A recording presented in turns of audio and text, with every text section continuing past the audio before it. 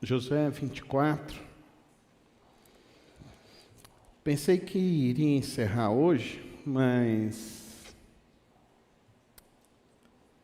terminaremos semana que vem o livro de Josué, tá bom, queridos?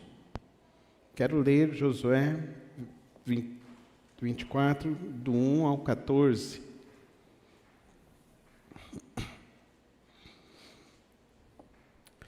Quero falar hoje sobre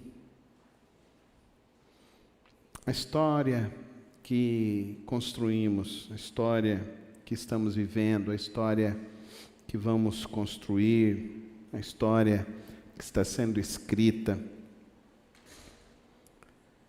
E eu gostaria de te fazer uma pergunta antes de começar a leitura. Que história você está construindo? Que história você está escrevendo com os seus dias? Qual é a tua história? Então, Josué reuniu todas as tribos de Israel em Siquém, convocou as autoridades, os líderes, os juízes e os oficiais de Israel, e eles compareceram diante de Deus. Josué, diante do povo, disse a todo o povo: assim diz o Senhor, o Deus de Israel: há muito tempo, os seus antepassados, inclusive Terá, pai de Abraão e de Naor, viviam além do Eufrates e prestavam culto a outros deuses. Mas eu tirei seu pai Abraão da terra que fica além do Eufrates e o conduzi por toda Canaã e lhe dei muitos descendentes. Dei-lhe Isaque dei Jacó e Esaú. A Esaú dei o monte de Seir, mas Jacó e seus filhos desceram para o Egito. Então enviei Moisés e Arão e feri os egípcios com pragas, com as quais as castiguei, e depois tirei vocês de lá. Quando tirei os seus antepassados do Egito, vocês vieram para o mar, e os egípcios os perseguiram com carros de guerra e cavaleiros até o Mar Vermelho. Mas os seus antepassados clamaram a mim, e eu coloquei trevas entre eles e os egípcios, fiz voltar o mar sobre eles e os encobrir. Vocês viram com os seus próprios olhos o que eu fiz com os egípcios. Depois disso, vocês viveram no deserto longo tempo. Eu os trouxe para a terra dos amorreus que viviam a leste do Jordão. Eles lutaram contra vocês, mas eu os entreguei nas suas mãos, eu os destruí diante de vocês. E quando se apossaram da terra deles, quando Balaque, rei de Moabe, filho de Zippor, se preparava para lutar contra Israel, mandou buscar Balaão, filho de Beor, para lançar maldição sobre vocês. Mas eu não quis ouvir Balaão, de modo que ele os abençoou vez por vez, e eu os livrei das mãos dele. Depois vocês atravessaram o Jordão e chegaram a Jericó. Os chefes de Jericó lutaram contra vocês, assim como os amorreus, os ferezeus, os cananeus, os hititas, os girgazeus, os heveus e os jebuseus, mas eu os entreguei nas mãos de vocês. Eu lhes causei pânico para expulsá-los diante de vocês, como fiz aos 2 reis amorreus. Não foram a espada e o arco que lhes deram a vitória. Foi assim que lhes dei uma terra que vocês não cultivaram, e cidades que vocês não construíram.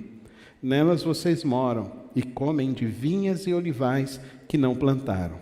Agora temam o Senhor, sirvam com integridade e fidelidade. Joguem fora os deuses que os seus antepassados adoraram além do Eufrates e do Egito, e sirvam ao Senhor. Senhor, Santo Deus, que Tua palavra nesta hora possa despertar em nossos corações fome e sede da Tua justiça. Que Tua palavra nesta hora possa corrigir nossos corações, nossas vidas. Que a Tua palavra nesta hora possa suprir as necessidades de cada coração. Use minha vida, ó Pai, para anunciar somente o Teu querer e a Tua vontade, e nada mais além do que a Tua vontade. Em nome de Jesus. Amém. Último encontro, então, de Josué com o povo de Israel.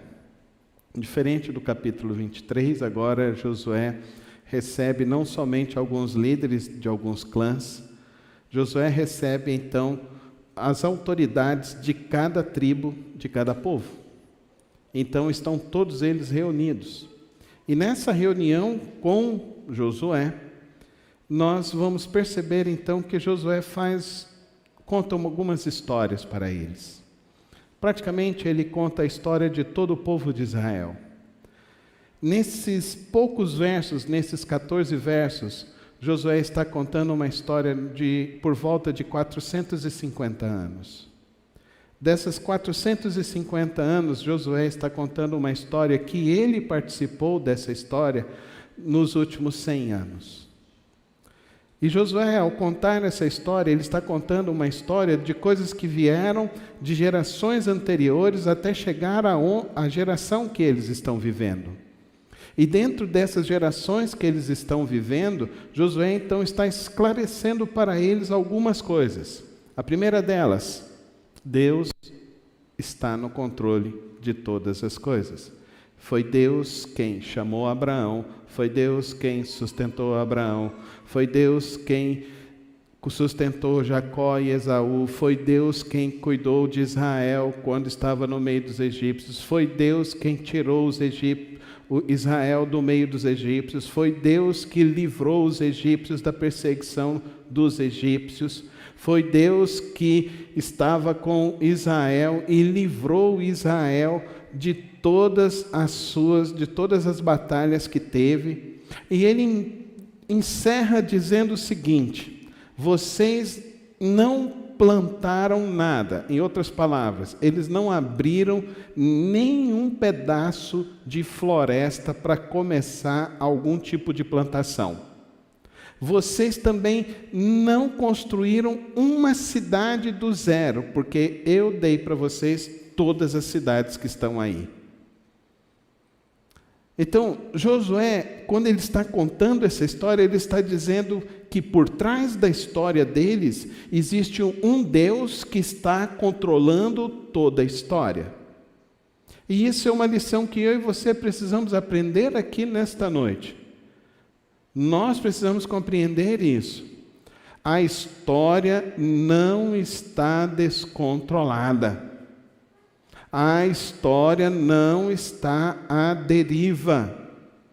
Sua vida não está à deriva. Sua família não está à deriva. O Brasil não está à deriva. O mundo não está à deriva. Deus está no controle de todas as coisas. Amém, irmãos? Então fala comigo. Deus está no controle de todas as coisas. Vamos lá? Deus está no controle de todas as coisas. Por mais que você não veja, por mais que você não consiga identificar, você precisa entender que você já nasceu numa vida abençoada. Você já nasceu numa história abençoada. Se você já vem de uma tradição cristã, como é o caso da minha família, então levante as mãos aos céus e agradeça. Mas se você conheceu a Deus, e você é o primeiro da sua família a conhecer a Deus, então você levanta as mãos aos céus e agradeça, porque a partir de agora a sua família será uma nova história, porque a sua história, a sua vida será conectada à história de Deus. Deus está no controle de todas as coisas. A segunda coisa que Josué está dizendo para este povo, que é algo que eu acho muito interessante. Por que Deus fez isso? Por que Deus resolveu escolher Abraão? Por que Deus resolveu abençoar esse povo? Por que Deus resolveu abençoar dois irmãos briguentos? Alguém tem filhos que brigam dentro de casa? Por que Deus resolveu abençoar dois irmãos que brigavam entre si, de tudo quanto é jeito? Por que que Deus abençoou? E a Bíblia aqui, Josué, fala que Deus abençoou não só Jacó, ele abençoou Esaú também, porque a bênção de Deus, ela não é circunstancial. Entenda isso aqui, por favor, querido irmão. Lá, o autor de Eclesiastes vai nos dizer que ele faz derramar a chuva tanto pelo ímpio quanto pelo o justo. Ele abençoa tanto a pessoa que é reta, quanto a pessoa que está na devassidão. Então, Deus abençoa a todos. Ele não abençoa só aqueles a quais Ele quer. Ele abençoa a todos. Amém, irmãos? Deus abençoa a todos. A bênção de Deus sobre todos é para que todas as nações possam adorá-lo. Possam adorá-lo. Por que que Deus chamou Abraão? Deus chamou Abraão para que Abraão pudesse prestar e adorar apenas ao único Deus Criador dos céus e da terra. Por que que ele foi construindo essa história e falando com esse povo de Israel? E aqui, ele tem um verso aqui que ele diz aqui bem interessante. Verso 14, joguem fora os deuses que os seus antepassados adoraram. Joguem fora, adore somente a Deus. Por que que Deus está no controle de todas as coisas? E por que que nós estamos sendo inseridos na história de Deus? Para prestar somente adoração a Deus, porque somente Deus é digno de todo o nosso louvor e de toda a nossa adoração. Amém, irmãos? Mas o nosso problema é que agora, nesse período, parece que é mais fácil identificar o que é a idolatria. A idolatria era se dobrar, criar imagens e tal, mas parece que agora não é mais assim. As pessoas já estão mais tranquilas em relação a essa questão de imagens. Não, mas tem religião que não é, pastor. Mas a grande maioria, vou te ser muito sincero, até quem tem alguma imagem, alguma veneração por imagem, sabe que também não tem que adorar aquilo ali. Já sabe, já até leu na Bíblia. A nossa confusão hoje não é esse tipo de idolatria com a questão física. A questão hoje é uma idolatria no sentido e no aspecto filosófico. Isso, ideológico. Esse é o grande problema. Então, existem 3 tipos de idolatrias que nós podemos perceber hoje, que elas são muito sutis e elas entram em nossas vidas. Elas, ao entrar em nossas vidas, elas nos afastam radicalmente da adoração a Deus. A primeira delas, o individualismo. Hoje, nós queremos o nosso bem-estar. E não importa. Se eu estou bem, não importa os outros. Se eu estou bem, se eu estou com o meu carro legal, com o meu ar-condicionado ligado, não importa o que os outros estão passando. Isso é individualismo. Não é assim não, irmãos. O individualismo hoje entrou na vida do ser humano. Aqueles que querem adorar ao único e verdadeiro Deus, queridos, eles não são individualistas. Eles não vivem na individualidade. Eles não estão extremamente presos na individualidade. Não é isso. Uma segunda idolatria, que é a do ego. A gente vive uma sociedade extremamente narcisista. Uma sociedade extremamente voltada para, além do seu bem-estar, mas para a sua estética. Para a aparência de ser. E quem quer aparecer ser alguma coisa, de fato não tem nada para ser, porque não tem nada para mostrar. Porque quem é, querido, quem tem alguma coisa para mostrar, quem tem valor, mostra o seu valor. Mostra aquilo que tem, aquilo que acredita. E não precisa de muita coisa para você mostrar para as pessoas. Se você mostrar amor para as pessoas, querido irmão, você faz toda a diferença neste mundo. Eu fico tão interessado dessas coisas que eu gosto de ouvir algumas pessoas que... Essa semana eu vi 2 entrevistas de 2 pessoas. São dois budistas. Eu achei muito interessante, vendo as entrevistas, vendo eles falando e vendo as coisas deles. E no final eu fiquei parado e fiquei pensando. Eles aparentam que estão tão bem. Eles aparentam que têm a solução para tantas coisas. Mas... eles adoram. Um cara que no final da vida virou e falou assim: eu não sei qual é o propósito da vida. Foi isso que Buda falou. Eu não sei qual é o propósito da vida. E tem um monte de gente agora que segue e está seguindo os passos dessas pessoas. É igual filósofos. As pessoas gostam tanto de filósofos, e começam a consumir a filosofia hoje em dia, mas não conseguem consumir a filosofia, conseguem consumir alguns fragmentos filosóficos. E quando a gente começa a consumir fragmentos filosóficos, a gente não olha para aquilo que de fato é a essência. Querido, o único filósofo que de fato trouxe uma verdade para nós foi o Senhor Jesus Cristo.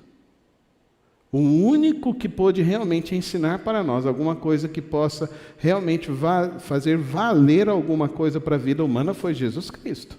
Porque Ele ensinou para nós: ame a Deus sobre todas com todo o teu e com todas as tuas. Tá fraco, hein, irmãos? Tá fraco. Vamos com fé agora? Ame a Deus com todas as suas, com todo o seu e com todo o teu entendimento. E ame o quê? O próximo como a ti mesmo. Agora, como uma pessoa individualista, ególatra, narcisista, vai conseguir cumprir esses dois? Como que vai conseguir viver isso? Queridos, e a última questão que eu vejo que as pessoas estão idolatrando demais é a filosofia desse mundo. A filosofia desse mundo. Qual que é a filosofia desse mundo? Esse mundo é bom. Tem muita gente achando que esse mundo é bom. Tem muita gente achando que o melhor da vida está aqui. Tem muita gente achando que o maior manjar da vida está aqui nesse mundo. Que o melhor da vida é uma viagem que eu ainda vou fazer, é comer com um grande chefe que eu ainda não tive a oportunidade. Querido, você está se iludindo. Acorda. O melhor da vida é Jesus Cristo. O melhor da vida e o que fez diferença na vida desse povo foi eles conhecerem ao único e verdadeiro Deus e começarem a adorar o único e verdadeiro Deus. Foi esse Deus que preencheu a vida deles, fez com que Abraão deixasse a sua parentela e não ficasse então em crise existencial, mas começasse a viver uma vida mostrando ao seu filho quem era Deus e como adorar a Deus. Foi esse homem que por meio desse filho e através desse filho começou a ensinar às futuras gerações que deveria se adorar somente a Deus. E que deveriam cuidar das coisas porque estavam fazendo todas as coisas para Deus. E fazendo todas as coisas para Deus, não faziam somente para si próprios. E quando esse povo começou a crescer, estavam lá no Egito, Deus providenciou a salvação e o cuidado e toda a provisão, levantando José, que no meio de uma vida desgraçada, no meio de uma vida complicada, que ele foi excluído de sua própria família por causa de seus irmãos, ele foi e ainda perdoou e fez toda uma diferença na história do povo de Israel e fez toda uma diferença ainda para todo o Egito. E Deus levanta no meio desse povo, levanta Moisés que estava no meio de um infanticídio, aonde as crianças estavam sendo assassinadas. E as crianças que estavam sendo assassinadas, a sua mãe Joquebede cinge então uma cestinha de junco, coloca esse menino no meio de um rio, e a filha do faraó pega esse menino, adota esse menino, e esse menino depois vai se tornar o quê? O libertador do povo de Israel. Querido irmão, a idolatria hoje é quando a gente começa a olhar só para dentro de nós e deixamos de nos aperceber a história que Deus está construindo e a história que Deus quer construir através de nossas vidas. E a pergunta então é: como nós vamos viver a história de Deus? Como nós vamos construir essa história de Deus? E Josué, então, reunido com esse povo, ele diz para esse povo algumas coisas que para mim são importantes. A primeira coisa que ele disse aqui para nós, aqui, queridos irmãos, Deus está construindo, Deus está no controle, mas esse episódio de Balaão traz uma resposta muito interessante. Verso 10. Mas eu não quis ouvir Balaão, de modo que ele os abençoou vez após vez, e eu os livrei das mãos dele. Olha que coisa. Balaão foi chamado para amaldiçoar o povo de Israel. Balaão era uma espécie de um vidente, mas era um vidente que ele conhecia a Deus. E as pessoas temiam Balaão justamente por causa disso. E quando eles chamaram então Balaão, Balaão foi lá, e Balaão estava sendo contratado para amaldiçoar o povo de Deus. Presta atenção nesse segredo espiritual, querida igreja.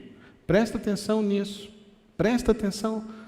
Abre a tua mente, abre teu coração aqui agora, porque isso pode destravar a tua vida de uma maneira poderosa. Porque mesmo quando se levanta alguém para querer te fazer algum mal, para querer te atingir, para querer te destruir, Deus se levanta sobre a sua vida. Amém, irmãos? Deus se levanta sobre a sua vida. E Deus se levantou e fez com que o coração de Balaão não amaldiçoasse o povo de Israel, mas ao contrário, o que Balaão fez? Abençoou o povo de Israel. Por isso que crente não tem que ficar com medo. Crente não vive com medo. Fala comigo. Crente não vive com medo. Ele vive de vitória. Porque em Cristo nós somos mais do que vitoriosos. Ah, pastor, eu estou com medo porque estão fazendo uma macumba lá para a minha família. Pastor, eu estou com medo porque está levantando inveja contra a minha família. Pastor, eu estou com medo porque vai vir alguma coisa para reprimir. Deus te guarda. Amém, irmão? Se Deus te guarda, nada pode agir contra o cuidado de Deus, porque Ele te guarda. Deus te guarda e Deus te livrará. Amém? É esse Deus a quem nós servimos. Deus é capaz de fazer com que até mesmo aquela pessoa que quer te fazer um mal, vai fazer com que aquela pessoa te abençoe. Eu tenho experiências assim na minha vida, de pessoas que se levantaram para fazer mal contra a minha vida, e que essas pessoas foram muito abençoadas e transformadas em suas vidas. Aprende um segredo espiritual na tua vida aqui hoje, nessa noite. Crente não tem inimigo. Amém? Crente não tem inimigo. Sabe o que crente tem? Crente tem alvo. Se alguém é não crente, nosso alvo é trazer ele para o reino da maravilhosa luz de Cristo Jesus. Amém, irmãos? Amém? Então, o que a gente vai fazer? Lembram daquele presidente dos Estados Unidos, Abe Lincoln? Ele tinha a expressão que ele falava assim, que a maneira de você destruir os seus inimigos é torná-los seus amigos. Sabe o que Jesus disse? Amai os seus inimigos. Orai pelos que vos perseguem. Crente não tem inimigo, amém, irmãos? Crente tem alvo. Crente tem alvo. Tem algum chefe lá que está te atrapalhando? Tem algum vizinho lá que está te prejudicando? Tem alguém lá que está falando mal de você? Ora por ele. Abençoa. Fala, Senhor Jesus, eu estou abençoando, porque eu sei que o que o Senhor vai fazer na vida dele vai ser tão grande que ainda vai sobrar uma rebarba para mim. Amém, irmãos? É assim que o crente faz. Então, um segredo espiritual para destravar a tua vida. Destrava a tua vida. Para de ficar com medo. E começa a marchar na obra que Deus tem para você marchar. E começa a viver na vida que Deus tem para você viver. Ele está no controle, sim ou não? Ele te chamou para viver para o louvor da glória dele, sim ou não? Então, viva na presença dEle, faça a diferença com a tua vida, faça a diferença através da tua história, porque a história que você está construindo agora não é mais a tua história, é a história de Deus, amém, irmãos? Pensa comigo aqui nessa noite. Nós que estamos aqui reunidos. Talvez você não conheça as pessoas que estão aqui dentro. Talvez você não saiba nem de onde elas vieram. Talvez você não saiba nem para onde elas vão. Eu conheço, graças a Deus, a grande maioria. Eu quero te dizer uma coisa. Que quando Deus quer abençoar o povo dele, ninguém para. Amém, irmãos? Ninguém para. Você quer ser uma pessoa imparável, sim ou não? Uma pessoa que vai andar, só pouca gente que quer, você quer ficar andar cambaleando. Eu quero ser imparável. Eu quero para onde eu colocar a planta dos meus pés, as pessoas sejam abençoadas, sejam transformadas, sejam vitoriosas, sejam curadas, sejam libertas. Amém? Sim ou não, igreja? Quantos querem isso? É isso que nós estamos aqui para viver. É isso, é viver para o louvor da glória do Senhor. É isso que você tem que abrir a tua mente, abrir teu entendimento, abrir teu coração. Você não está aqui de passagem, você não está aqui para fazer apenas aquilo que você gosta, você está aqui para onde você for, é para abençoar quem cruzar no teu caminho, quem passar pela tua vida. Não esquece desse segredo não, querido irmão. Abençoa, ore e abençoa. Fala: Deus, eu quero abençoar fulano, quero abençoar ciclano, quero abençoar essas pessoas, porque quando a bênção de Deus começa a vir, queridos irmãos, a bênção de Deus começa a transformar vidas, e transformando vidas, vidas sendo transformadas para o reino de Deus, mas o reino de Deus começa a fluir no meio do povo de Deus. E a melhor coisa que tem, queridos irmãos, é andar no meio do povo de Deus. Como eu gosto de andar no meio do povo de Deus, como eu gosto de estar aqui reunido com vocês à noite. Eu vou, às vezes eu converso com as pessoas me perguntam assim, eu falo: vai lá na igreja. E na igreja é tão bom. Você vai na igreja, um lugar legal, você vai ouvir uma música legal, as pessoas vão orar por você, você vai ser abençoado, vai ter gente, você tem filho, tem criança, seu filho vai ser bem cuidado, você ainda vai ouvir uma palavra, e essa palavra vai poder fazer um efeito na tua vida. Mas vai mesmo na igreja. Agora, se você for num bar, qual o risco que você corre num bar?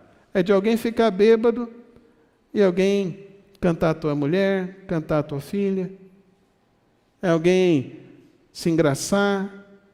É alguém fazer algum mal, sem mais nem menos. Não é isso que é capaz de acontecer?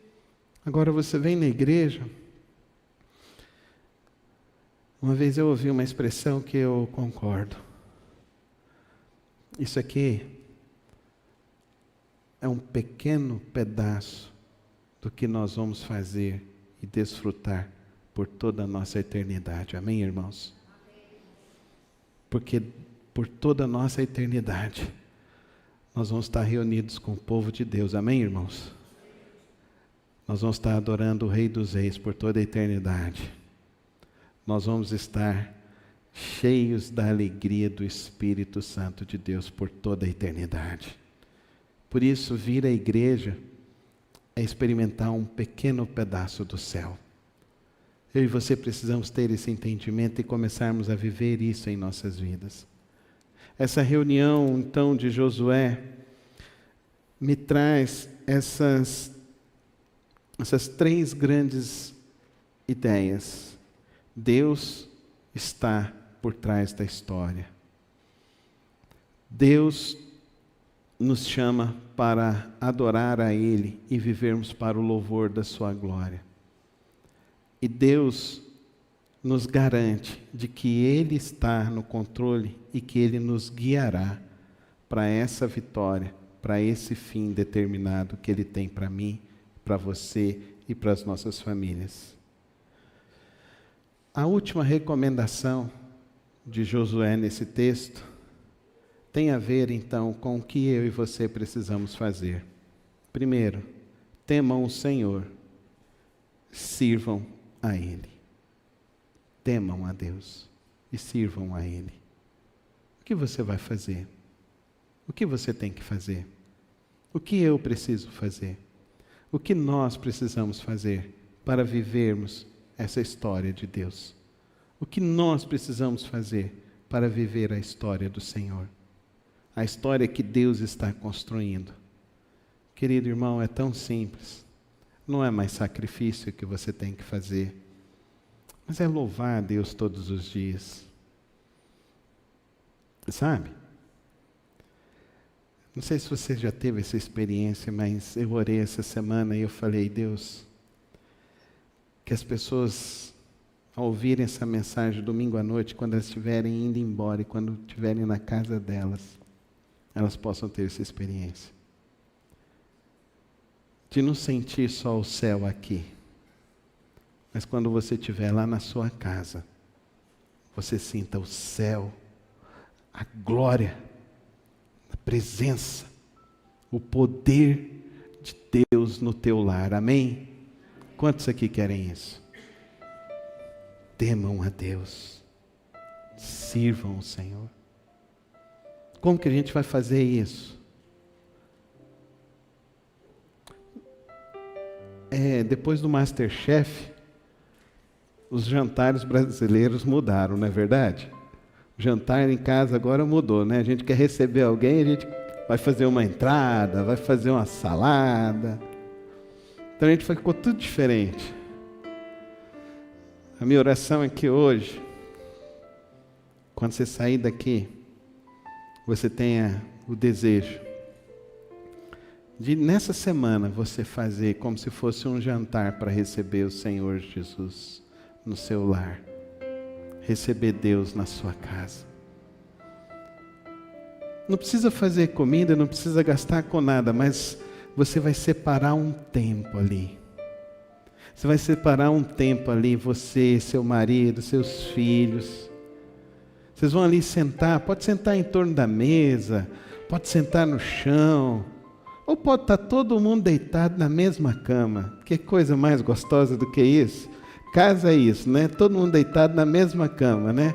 As meninas vão crescendo, mas a gente vai se encaixando, a gente vira de ladinho, né, irmão Ricardo? Agora ela está maior, né? Já tem os netos, já tem os genros agora, né, irmão Ricardo? Os genros você empurra do lado, né? Mas faz esse momento. Você se preparou para vir para o culto. Você se prepara para fazer um jantar para as pessoas queridas do seu coração.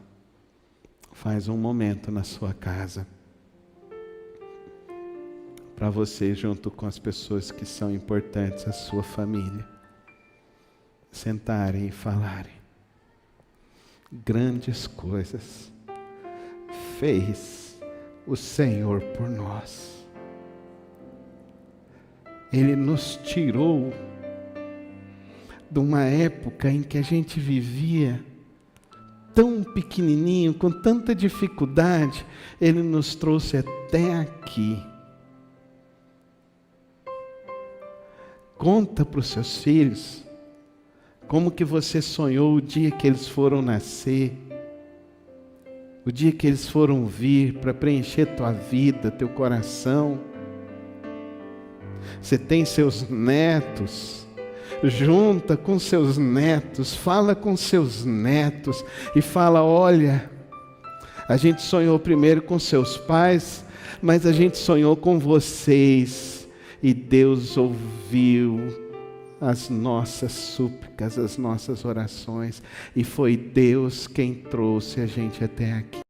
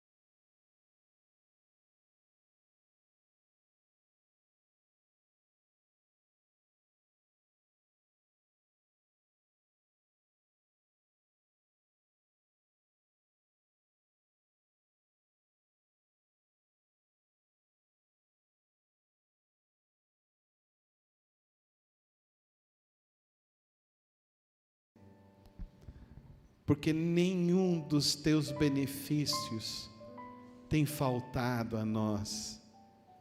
Até mesmo na nossa fraqueza, na nossa falta de fé, o Senhor continua nos dando a provisão, o Senhor continua nos sustentando, o Senhor continua nos guardando. Por isso, nesta hora, ó Pai, eu peço que o Senhor abençoe e guarde cada lar, cada família. Que o Senhor, ó Deus, resplandeça da Tua glória sobre cada vida. O Senhor nos dê da Tua paz, hoje e para sempre, e até a volta do Teu Filho. Em nome de Jesus. Amém, e amém, e amém. Vamos encerrar. Venha o Teu reino, encerrando, cantando esse Pai Nosso, na presença do Senhor Jesus Cristo. Ainda em pé, vamos encerrar cantando, louvando essa última canção. Que venha o Teu reino, que venha o reino de Deus na tua casa, no teu lar, amém? O reino de paz, o reino de prosperidade, o reino de sabedoria, o reino de amor no teu lar e na tua casa, hoje e sempre.